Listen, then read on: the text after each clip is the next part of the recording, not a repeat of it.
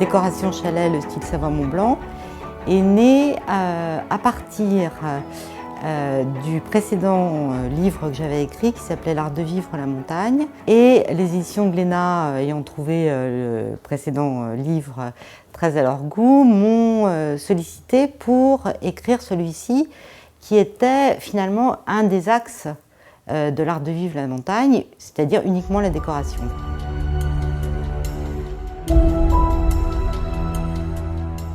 Chez Glénat, donc, on édite des livres sur la mer, la montagne et le patrimoine. Et le chalet fait partie vraiment de nos thèmes de prédilection. Donc on en avait édité en 2009, Chalet un art de vivre, en 2011, Les plus beaux chalets des Alpes.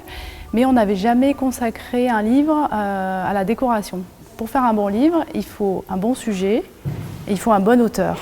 Ça, c'est très important. Donc quelqu'un qui connaisse très bien le sujet.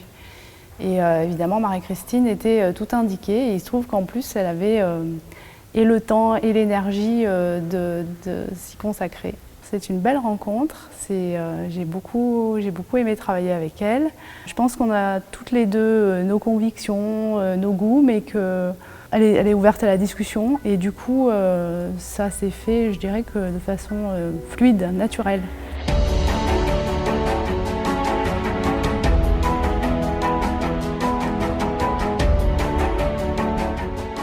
Aujourd'hui, on voit les premières pages du livre, les premières épreuves, et on est tout à fait satisfait de ce résultat.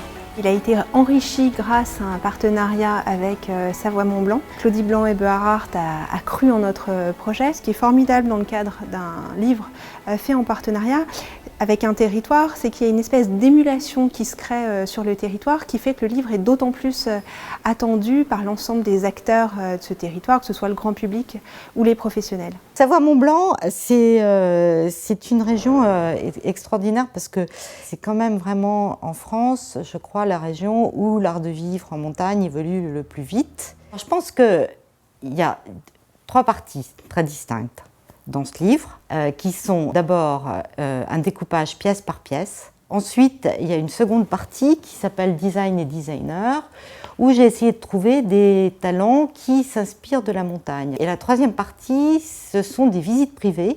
On a, à travers 11 visites, des styles d'habitat complètement différents en montagne ou, comme c'est le cas ici, entre lac et montagne. Et puis après, dernière partie aussi, qui est un abécédaire carnet d'adresses, qui est très copieux, que j'ai voulu extrêmement pratique, où on retrouve tous les gens qui sont cités dans le livre avec leur site internet pour éviter de chercher. C'est un beau bébé qui a été conçu dans la douceur, dans l'humour, enfin parfait quoi. Vraiment parfait. Ce qui reste un peu de ce livre, c'est surtout la semaine extraordinaire que j'ai passée avec Monica Dalmasso. On a fait un parcours du combattant toutes les deux avec un timing de folie et beaucoup de rêves en sortant de chaque maison.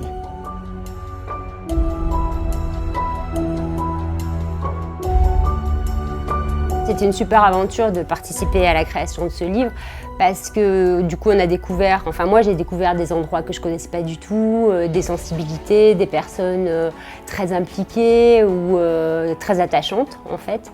Et je m'attendais pas à ça. J'ai vraiment bien aimé essayer de comprendre aussi quel était le fil conducteur, que ça soit des architectes ou soit des décorateurs, et de rentrer dans cette relation un peu sensible à la déco et de trouver le fil. Parce qu'il y a un fil, forcément. On sent que dans le moindre détail, tout est rentré vraiment en connaissance de cause. Il y a un très bel exemple comme ça à côté de Chamonix. Cette maison de famille, ils l'ont fait avec...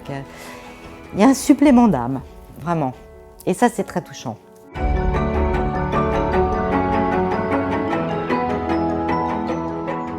On va vers des atmosphères très lumineuses, même en montagne.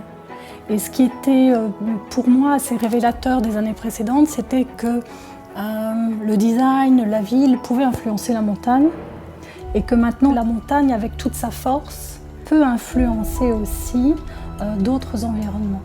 Angélique, je la connais depuis plus de 10 ans maintenant, et Bernard Ferrari à Chamonix, c'est des gens qui sont devenus des amis, qui font partie de ce bagage sentimental et en même temps dont j'admire énormément le talent, parce que ce sont des gens qui ont su complètement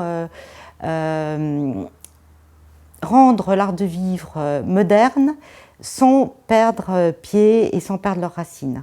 Je crois qu'aujourd'hui même, on a gagné en liberté, c'est-à-dire qu'on peut s'exprimer. On sait aujourd'hui que si il y a une cinquantaine d'années, les architectes, les constructeurs avaient eu les possibilités de chauffage qu'on a maintenant, on aurait aussi et déjà des grandes baies vitrées et des sources de lumière incroyables. Il faut aller de l'avant et en même temps respecter une certaine authenticité. Mais l'authenticité, elle vient de la matière, elle vient du bois, elle vient du verre, elle vient de la laine.